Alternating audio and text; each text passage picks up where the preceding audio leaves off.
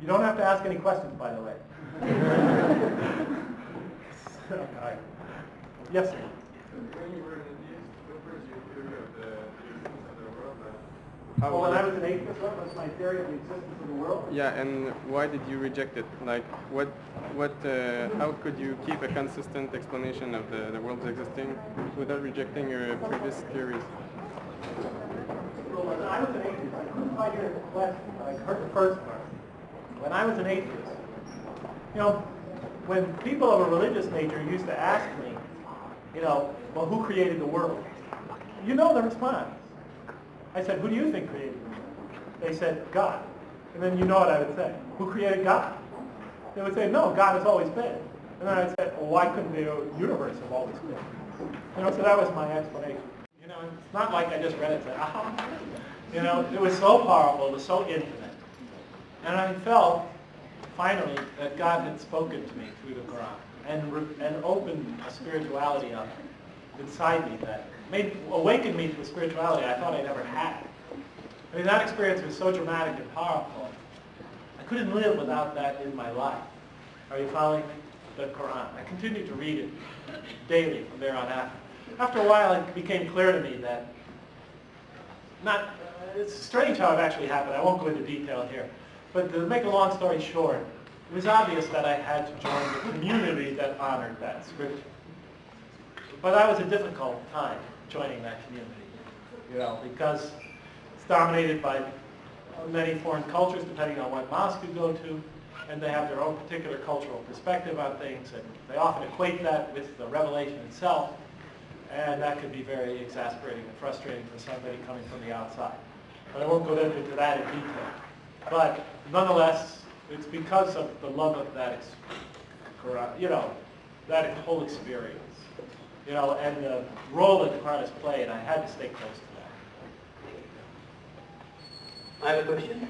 Yes, sir. Yeah, I think you told when you were in Purdue University, you did get into Buddhism, Hinduism, and things like that.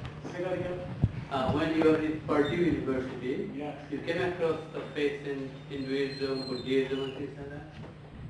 Did you go through a book named Bhagavad Gita? I read a little. I read an English translation of it a little bit. Just to better understand my friends. That's what I do when I meet people from other faiths or things like that. Even to this day, particular religious perspective. A lot of times or not just that. I'll read about their culture or things like that, especially if I like them.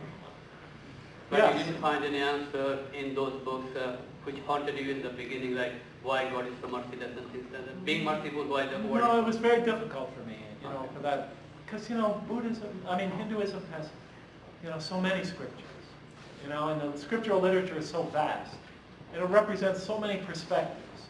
It's difficult for somebody from the outside, to come and read that and find guidance from it. You know what I mean? Unless you happen to stumble on the right thing. But yeah, for me it was a little bit confusing. And that's not to put it down.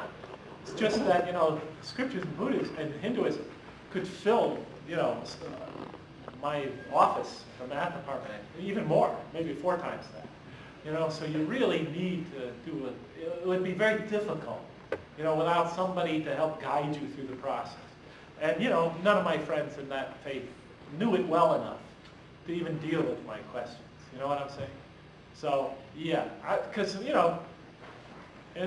coming from a Christian background, after I became a Muslim, I understood that, there are parts of the Bible that very much agree with what I'm saying and that point in the same direction. But I read the Bible twice before ever becoming a Muslim. I read it cover to cover twice. Just couldn't find it. So I feel it's there. But, some people will be guided by this, some people will be guided by that. Thank you. Yes. Dr. Lang, just thank you for your lecture. Yes. I'm a student of theology and a Christian myself. I hope I didn't say anything that offended you. No, you didn't. I have a theological question for you, though. Okay. I can't answer it because I don't know. Yeah, for sure. But in Christian theology, we believe that God is both merciful and just to the attributes that you wrote on the board. Yes.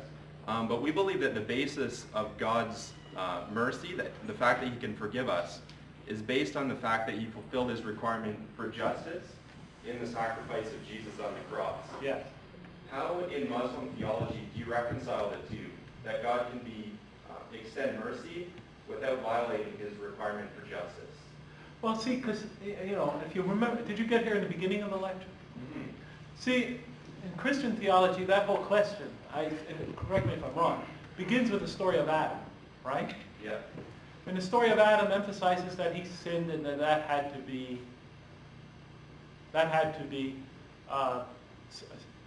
what's the word you said again? In terms of justice. That had to be reconciled in terms of justice. Right. But in the Quran, if you remember, as I was saying, there's no indication in that version of the Quran of that story that was that big a deal. Are you following me? It was in the Quran, Adam slipped. It's a minor thing. God didn't put us here as a punishment. Are you following me? So God did not feel violated or anything had been violated to such a degree that had to be paid for. I'm just saying from the standpoint of the Quran. Adam repented, God forgave him. Adam and Eve, and that's it. Because they're not really here as a punishment. They're here to grow. This is a stage, from the standpoint of the Quran, we weren't just created when we were conceived. We are actually going through a stage of our creation here and now. So it's a different point of view. So the issue of God needing to be, his sense of justice needing to be satisfied, that's not the deal as far as the story of Adam is concerned.